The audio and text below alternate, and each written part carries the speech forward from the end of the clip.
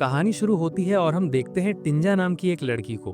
वो gymnast practice कर रही होती है और उसकी माँ उसे अपने फोन में रिकॉर्ड कर रही होती है। दरअसल टिंजा की माँ एक ब्लॉगर है जो अपने परिवार का वीडियो बनाकर ऑनलाइन अपलोड करती है। तभी खिड़की से कुछ टकराने की आवाज आती है। टिंजा जाकर खिड़की खोलकर देखती है कि क्या टकराया खिड़की से। तभी एक कौवा घर के अंदर घुस जाता है। वो घर के अंदर इधर उधर उड़ने लगता है, घर की बहुत सारी चीजें भी तोड़ देता है। तब टिंजा चुपके से एक कपड़ा लेकर उस कौवे पर डाल देती है और उसे पकड़ लेती है। टिंजा अपनी माँ से पूछती है, क्या मैं इसे घर के बाहर छोड़ दूं? उसकी माँ बोलती है, इसे मेरे पास लाओ। टिंजा अपनी माँ को वो कौवा देती है। उसकी माँ उस कौवे की गर्दन मोड़कर उसे मार देती है और टिंजा को बोलती है, लो अब इसे बाहर फेंक दो। टिंजा बहुत दुखी हो जाती है और उसे कंपोस्ट वाले डिब्बे में डाल देती है। फिर रात को जब वो सो रही होती है तब उसे बहुत जोर जोर से कौवे की आवाज आती है। वो जाकर कंपोस्ट के डिब्बे में देखती है तो वो कौवा वहां नहीं होता। वो उस आवाज के पीछे पीछे जंगल में चली जाती है। वहां उसे वो कौवा नीचे जमीन पर पड़ा दिखता है। दरअसल टिंजा की माँ ने जब इस कौवे को मारा था तब ये कौवा मारा नहीं था, सिर्फ उसकी गर्दन टूट गई थी। इसकी वजह से वो ठीक से उड़ नहीं पा रहा था। टिंजा देखती है ये बहुत तकलीफ में है, इसीलिए वो एक पत्थर उठाती है और उस कौवे को पूरी तरह से मार देती है। तभी उसे वहां पर एक घोंसला दिखता है। घोंसले में एक अंडा भी है। टिंजा उस अंडे को लेकर घर चली जाती है। घर आकर उस अंडे को अपने टेडी बियर के नीचे रख देती है ताकि अंडा गर्म रहे और उसमें से बच्चा निकले। फिर अगले दिन वो अपनी जिम्नास्ट क्लास में जाती है। वहां वो कुछ स्टेप्स करके दिखाती है, लेकिन लैंडिंग के टाइम पर वो गिर जाती है। ट्रेनर उससे कहता है, तुम अच्छा कर रही हो टिंजा, लेकिन तुम्हें और मेहनत करनी पड़ेगी। टिंजा कहती है, ठीक है, मैं और मेहनत करूंगी। फिर घर जाती है और देखती है कि घर में एक आदमी आया होता है जो उस झूमर को लगा रहा है जो कौवे की वजह से गिर गया था। उसकी माँ उस आदमी को किस कर रही होती है और टिंजा ये सब देख लेती है। फिर हम देखते हैं रात को टिंजा की माँ उससे कहती है, देखो तुमने जो देखा वो किसी को मत बताना, ये हम दोनों के बीच सीक्रेट रहेगा। टिंजा कहती है, ठीक है मॉम। उसकी माँ रूम से चली जाती है और वो उस अंडे को निकाल कर देखती है। वो देखती है वो पहले से बड़ा हो गया है। वो कुछ समझ नहीं पाती। फिर वो अपनी टेडी बियर को बीच में से फाड़ती है और उसके अंदर उस अंडे को डाल देती है। अगले दिन वो फिर से जिम्नास्ट क्लास में जाती है। वो कुछ स्टेप्स दिखाती है, लेकिन आज भी उससे लैंडिंग ठीक से नहीं हो रही है। ट्रेनर बोलती है, ठीक है टिंजा, तुम धीरे धीरे अच्छा कर रही हो, अब अगले वाले को करने दो। फिर एक लड़की आती है जो टिंजा की पड़ोसी है और उसकी दोस्त भी है। वो लड़की कुछ स्टेप्स करती है और बहुत अच्छा करती है। ये सब देखकर ट्रेनर को बहुत अच्छा लगता है, लेकिन टिंजा को और उसकी माँ को अच्छा नहीं लगता। फिर टिंजा घर आती है और अपने अंडे को देखती है।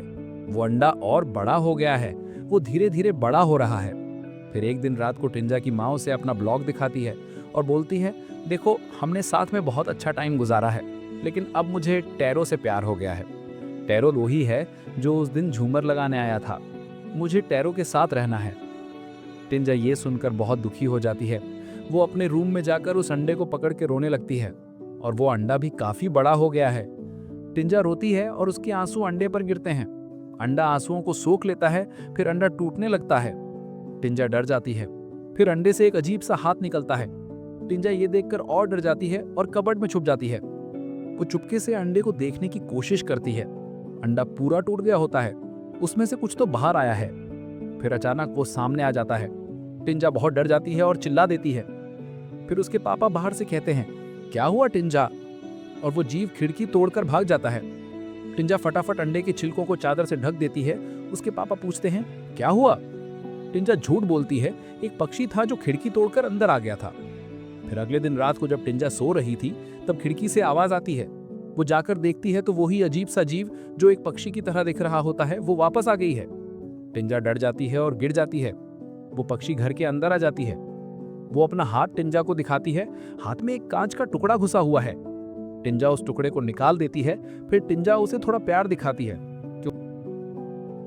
क्योंकि वो बहुत गंदा होता है तो टिंजा उसे नहलाती है। वो दोनों बहुत खुश होते हैं। फिर पक्षी टिंजा के साथ उसी कमरे में रहने लगती है। एक दिन रात को पड़ोसी का कुत्ता बहुत जोर जोर से भौंकता है। उससे टिंजा को बहुत परेशानी होती है। तो वो पक्षी जाती है और पड़ोसी के कुत्ते को मारकर टिंजा के पास ले आती है। टिंजा देखती है उसके पास मरा हुआ कुत्ता पड़ा है। ये देखकर वो उल्टी कर देती है और पक्षी उस उल्टी को खाने लगता है। फिर टिंजा उस मरे हुए कुत्ते को गार्डन में दफना देती है।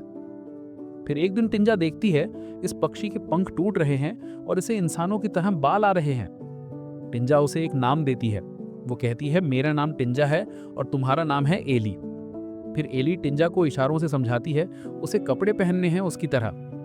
फिर एली कपड़े पहनकर घर में इधर उधर घूमने लगती है। टिंजा का छोटा भाई एली को देख लेता है। असल में एली जो है वो धीरे धीरे इंसान जैसी हो रही है, वो टिंजा की तरह दिखने लग रही है। टिंजा का छोटा भाई डर के भाग जाता है वहां से।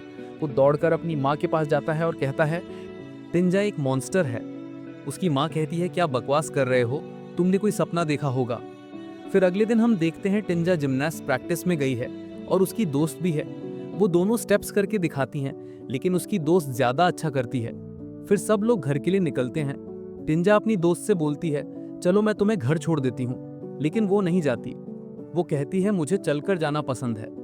वो अकेले चलकर जा रही होती है, तभी वो अजीब सा जीव एली, जो कि अब थोड़ा बहुत टिंजा की तरह दिखने लगी है, वो टिंजा की दोस्त पर हमला कर देती है और टिंजा को भी किसी तरह ये सब होते हुए दिख जाता है। वो घर जाकर देखती है तो उसे एली कहीं नहीं दिखती। पक्षियों की तरह जो मुंह होता है वो पड़ा हुआ है। वो धीरे धीरे इंसान बन रही है। अगले दिन सुबह टिंजा की माँ उससे कहती है, हम कुछ दिन के लिए घूमने जा रहे हैं। फिर ये लोग टैरो, जो कि उसकी माँ का बॉयफ्रेंड है, उसके घर घूमने आते हैं। ये लोग घर के अंदर जाते हैं, वहाँ इनसे टैरो मिलता है। टिंजा की माँ उसे एक छोटे बच्चे से मिलाती है। वो कहती है, ये टैरो का बच्चा है, इसकी माँ इसे जन्म देते ही मर गई थी। फिर रात होती है, टिंजा कमरे में बैठी है। वो खिड़की की तरफ देखती है तो उसे एली दिखती है, जो खिड़की के बाहर बैठी है। एली भी यहाँ पर आ गई है। टिंजा एली को अंदर आने देती है और फिर ये दोनों सो जाती हैं। अगले दिन सुबह टिंजा की माँ को एक फोन आता है और खबर मिलती है कि टिंजा की जो दोस्त है वो हॉस्पिटल में है। टिंजा उसे हॉस्पिटल में देखने जाती है। वो बहुत जख्मी है, उसका एक हाथ कट गया है, वो अभी भी बहुत सदमे में है। फिर टिंजा रोते हुए घर जाती है। वो बहुत दुखी होती है। वो एली को कुछ नहीं बोलती, अपने आप को मारने लगती है, क्योंकि उसे पता होता है एली उसके साथ किसी तरह से जुड़ी हुई है। वो अपने आप को सजा देगी तो एली को भी दर्द होगा, लेकिन एली उसे रोक लेती है और टिंजा देखती है एली पूरी तरह से उसके जैसी दिखने लगी है।